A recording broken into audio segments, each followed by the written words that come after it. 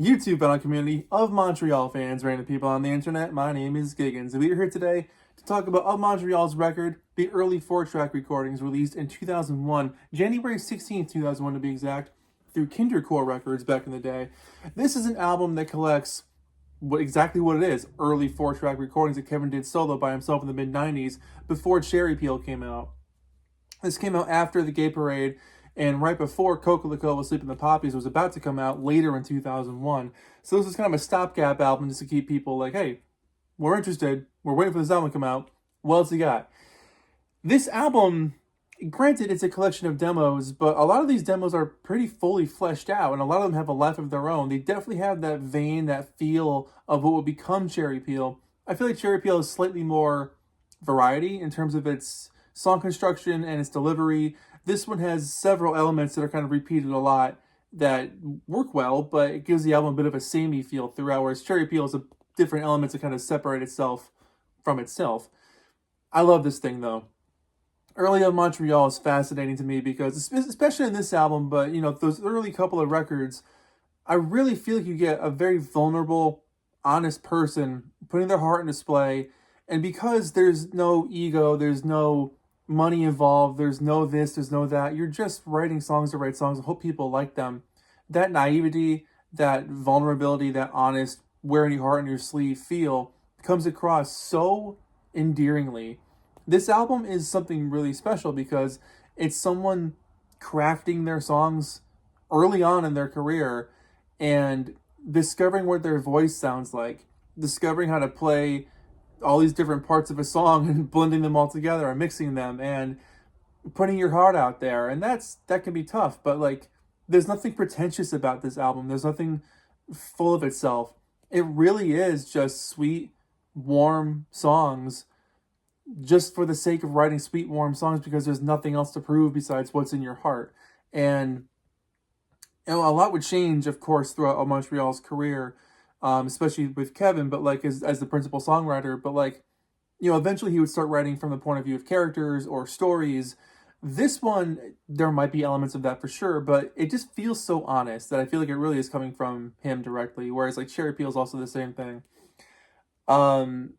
There's a lot of moments on this thing that are kind of interludes, like little instrumental bits that kind of lead into something else. Maybe they were leftover ideas or ideas that were going to become songs, but I kind of like that they work well as little interludes between tracks. And the funny thing about this album is, for those of you who haven't heard of it before, every song on this thing, the original song titles have been omitted, and every song title has been reconfigured with something about Dustin Hoffman. And so every song title leads itself to be this little story about Dustin Hoffman eating his bathtub and the subsequent consequences of doing so. So, for instance, the first song, Dirty Dustin Hoffman Needs a Bath, is the name of the first song.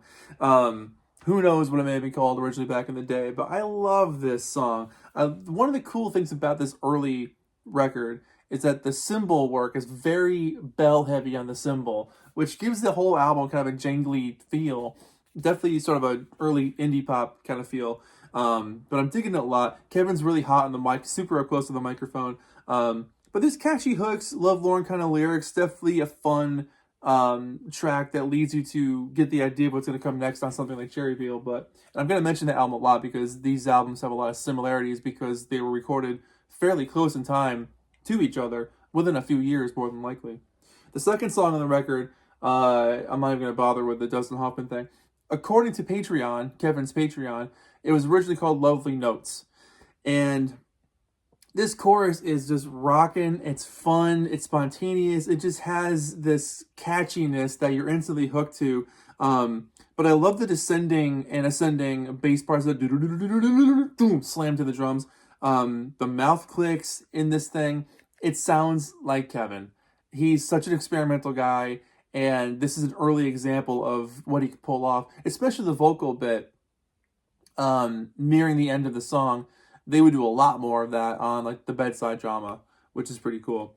The third song, I'm calling it Monster, if you want to be a good monster. This one's really nice, really good, lovely guitar picking. Kevin's voice in this thing is really gentle and sweet and soft. And then it picks up to this nice jangly chorus. Catchy, fun, great little track. What more can you say? Number 4 on here, I'm calling it Does My Voice Have No Wings, because that is repeated several times throughout the track. Love the falsetto before the chorus, the pleading chorus, I should say. The wobbly ending. This is one of my favorites on the record. Track 5 on here, which according to Dustin Hoffman lore, is Dustin Hoffman does not resist temptation to eat the bathtub. So here we go. The bathtub is starting to get eaten here. I really enjoy this one. It's really nice reverb on the acoustic guitar on this thing, and Kevin's voice is so calm. Reflective feel in this one, as long as figuring things out, but really an interesting track.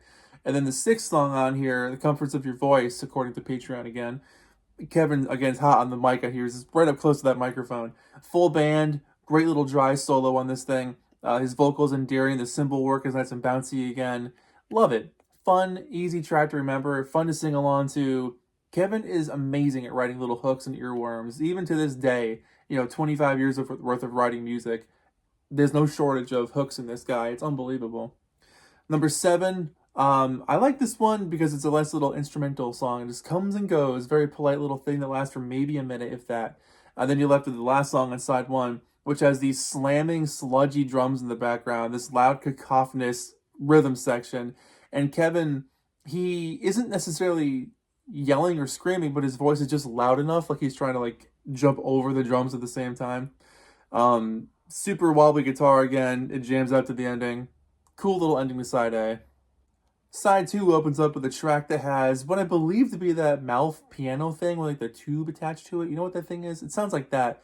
I enjoy the acoustic strumming on it. A lot of biting lyrics on this one. A song about someone who absolutely upset him and trying to figure out how to deal with that person. It's memorable. It's definitely a song that you can see growing at some point, but I kind of like it as it is. It's got this little quaint feel, this little sort of biting charm for a demo. The second song on here, you still want him back, you want to tell me that. Again, more super catchy little bits from Kevin. The na-nas in the background are great. It's a song that's short to the point, but it's instantly going to stay in your head. Number 3 is a fully fleshed out song as well. Super wordy, holy moly. But I love the slight changes on this thing. This one definitely has pop song written all over it. It's one of those tracks you can tell Kevin was probably really proud of at the time because it feels very fleshed out. Track 4 is a kazoo-driven track, and this would have fit so well on the Bedside Drama. Kevin's lyrics are psychedelic and imaginative. They're funny and they're fun. It sounds like a carnival, and I really enjoy this little track.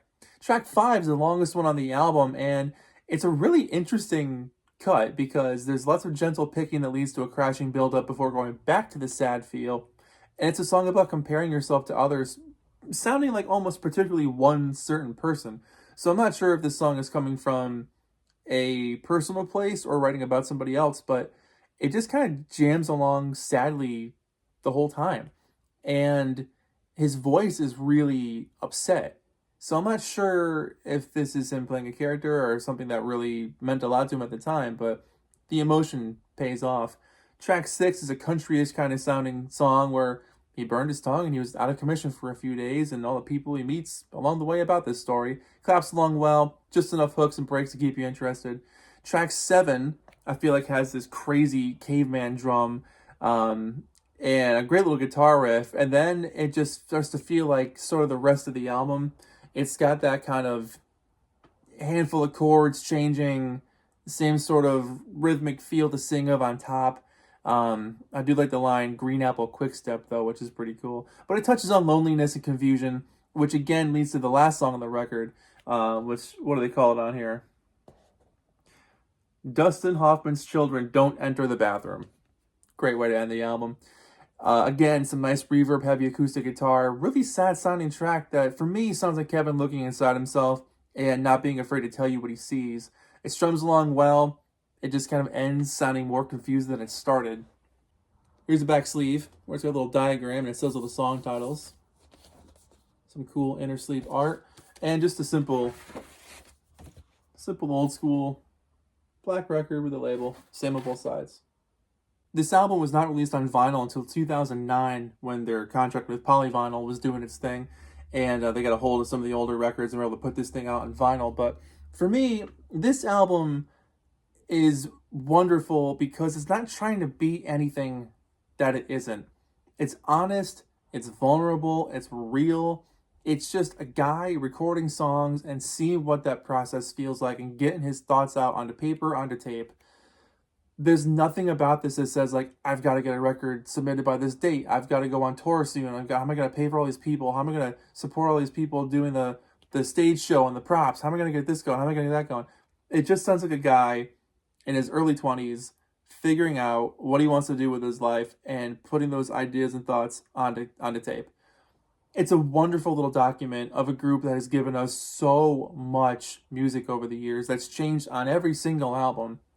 You don't get the same thing twice with Montreal. Everything's different every single time, which in and of itself is an incredible feat to accomplish. But for each record to have its own life and, special qualities that make it unique to that period, that really is a testament to Kevin's songwriting and everyone who gets to play with him on stage. The band's been the same for a handful of years now. There's been change-ups over the years, but that's every band. The early 4-track recordings is a wonderful introduction to the story of what's going to become of Montreal. So if you like Cherry Peel, if you like the Bedside Drama is one of my favorite albums of all time. I love that record so much. If you enjoy those albums and the sort of indie pop, acoustically driven, simple delivery, nothing expressly wild or intricate lathered on top of it, you're going to really dig this thing. By the time they got to the Gay Parade, things were really starting to change. Kevin was learning piano at that point, and songs got really psychedelic, really different, really into the storytelling element. This thing really is just him in his early 20s writing songs and hoping for the best. And that optimism is contagious. So I highly recommend listening to this album. If you haven't heard it in a while, put it on with fresh ears and give it a chance, because on the outside, a lot of the songs can sound the same. But if you pick them out individually, there's going to be so many hooks that are going to stay with you. You're going to come back to and be like, wow, this thing is a lot stronger than I remembered it. So for me, easily like a 7 or 8 out of 10.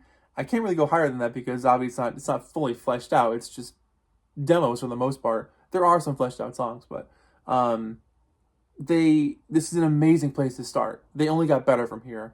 So yeah, 7 or 8 out of 10. Really curious to hear what you guys have to say about this record. And there's going to be more Montreal reviews to come because they're one of my favorite bands of all time. And I'm only realizing now that I've only covered maybe a couple of their albums, so I've got to catch up.